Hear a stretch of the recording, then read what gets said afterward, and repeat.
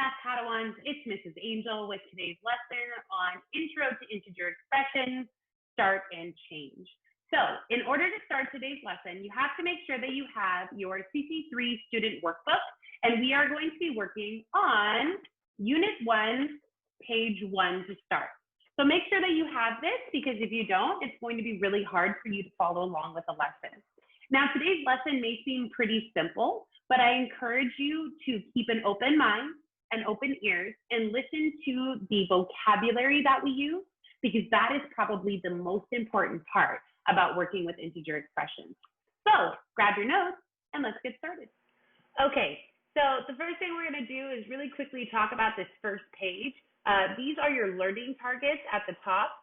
So I'm sure your teachers will go over these with you, but these are essentially what we're going to be focusing on throughout this entire unit. Below that, you have your key important vocabulary, and at the end of the lesson, I'll come back and talk about the vocabulary terms that we did go over in case you want to fill in those later on.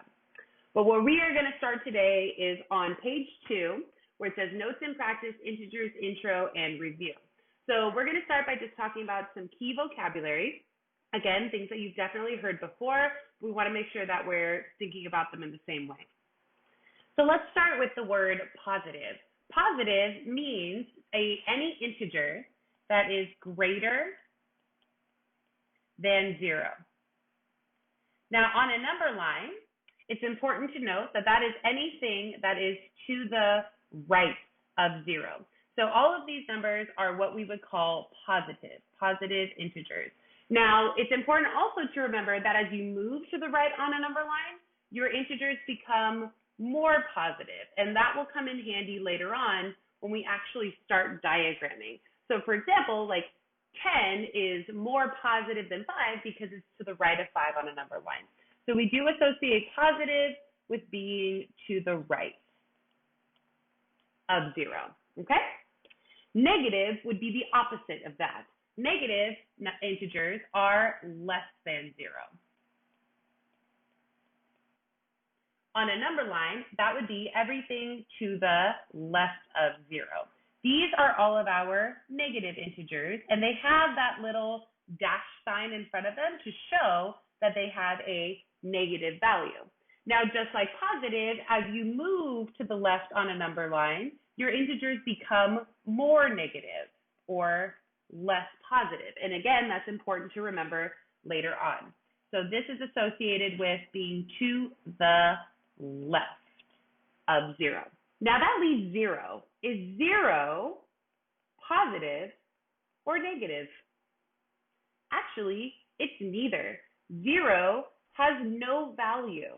Think about it. If you have $0, it doesn't mean you have money, and it doesn't mean you owe money. It just means you have nothing.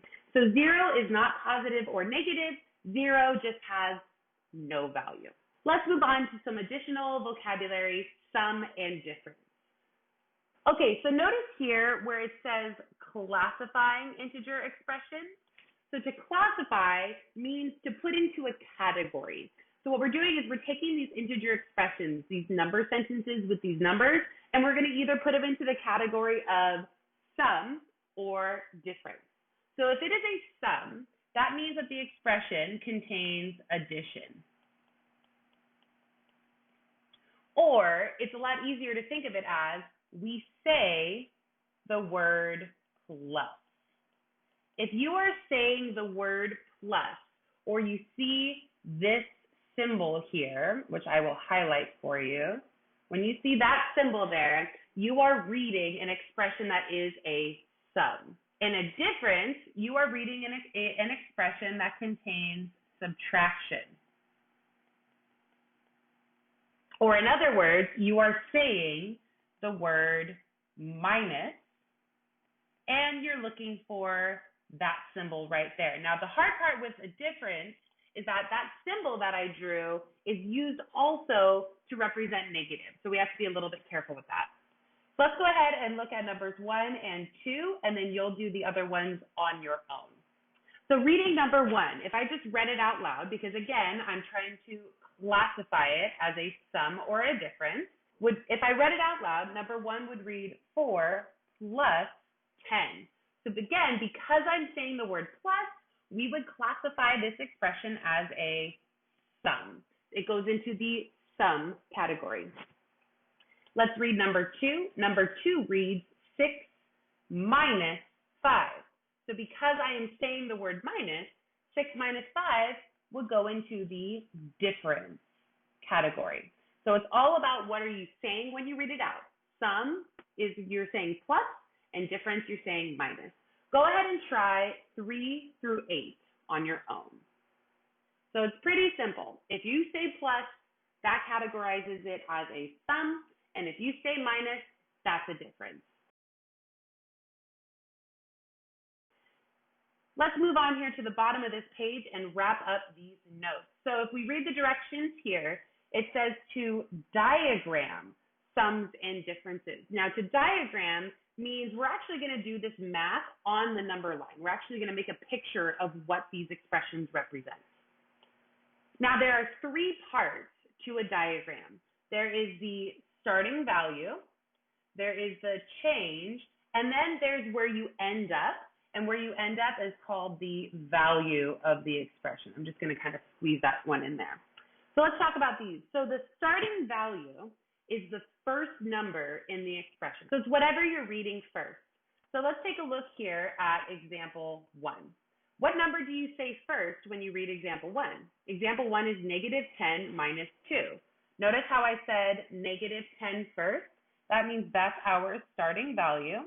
And that's the first number I'm going to find on the number line. And I like to put just a big line on negative 10 to show that is where my journey starts. The second part of every expression is called the change. And the change is basically what's happening to your starting value, because you're not going to start at negative 10, subtract 2, and end back at negative 10. That's not going to work. You're going to end somewhere else. Now, the change has both a direction. You're either going to go right or left, and it has a distance. You're going to travel a certain number of places, almost like a board game. You're going to be moving in some direction. So my change here would read minus 2. That is my change, and it gives me information. If I'm minus 2, I'm subtracting positive 2. That means I'm taking away positive value. And to take away positive value means my answer is going to become more negative. So I'm moving to the left 2 in this expression. So starting at negative 10, I'm moving to the left 1 and 2. And that brings us to the final part of our diagram, which is where we ended up. We ended up at negative 12. I'm going to put a box around it because that shows that that's where I ended up. And that is called the value of the expression. So in other words, what is negative 10 minus 2? That's negative 12. Let's take a look at example 2. So example 2, what's the first number that we read in the expression? We read the number negative 5. So that is our starting value. Let's find negative 5. There it is on the number line. The change is what's going to happen in negative 5. I'm either going to move to the right or I'm going to move to the left. So it looks like here the change is plus 12, and I'm adding positive 12, which means my value is going to become more positive, and I'm headed in the right direction. So starting at negative 5, I'm going to move 12 to the right. 1, 2, 3, 4, 5, 6, 7, 8, 9, 10, 11, and 12. And where did we end up? We ended up at, it looks like 5, 6, positive 7. So I'm going to put a box around my answer because that is the ending value of this expression. In other words, what is negative 5 plus 12? That would be positive 7. Last example here before you get to do some on your own. Example 3, 10 minus 12. So again, our starting value here is 10. So we're going to start all the way over here at positive 10. And my change is minus 12. So again, minus positive 12 means I'm taking away positive value. I'm headed in the left direction. So here we go. 1, 2, 3, 4, 5, 6, 7, 8, 9, 10, 11, and 12. Notice how I went past 0 there. Where did we end up? We ended up at 0, negative 1, negative 2. So I'm going to put a box around my answer here. And that is the value of the expression. In other words, What is 10 minus 12? 10 minus 12 is negative 2. So that's called diagramming. So again, you have to show where you started, the direction that you're going and how far, in other words, the change, and where do you end up? What's the value of this expression? So let's go ahead and have you try some of these on your own. On the next page, you're going to see a table at the top. Let's just go through these directions really quick together, and then, like I said, you'll do this on your own. So instructions. First, you're going to classify the expression as a sum or a difference. So because you don't have a ton of room, if it's a sum, you can just write the letter S, and if it's a difference, you can just write the letter D. Remember, you're looking for plus or minus. The second set of directions say to identify the starting value and the change in the expression, so the actual number and the actual change. And then finally, you're going to diagram the expression on a number line to find its value. So we're really doing 4 things here. We're classifying, we're identifying the start, we're identifying the change, and we are making a diagram. So let's just do the first one together to make sure we have the idea here, and then you can do the next 3 on your own. So number 1, Roman numeral 1, 2 plus 7. Because I'm saying the word plus, this is a sum. The starting value, it appears here, is 2, because that's the first number I said, and the change is plus 7. Notice how I am writing out the actual words that I'm saying, plus 7. And to add positive 7 means I'm adding positive value, and I'm heading to the right. I like to put that in there because I like to keep in mind where I'm going. So let's diagram. I'm starting at 2, 0, 1, 2. I'm doing plus 7 as my change, so I'm heading to the right 7.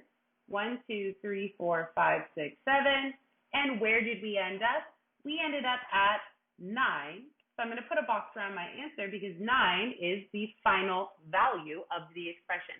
And you probably knew that because 2 plus 7 is just adding positive integers, and we can usually do that in our heads. So go ahead and try Roman numerals 2, 3, and 4, just in these tables, 2, 3, and 4, on your own.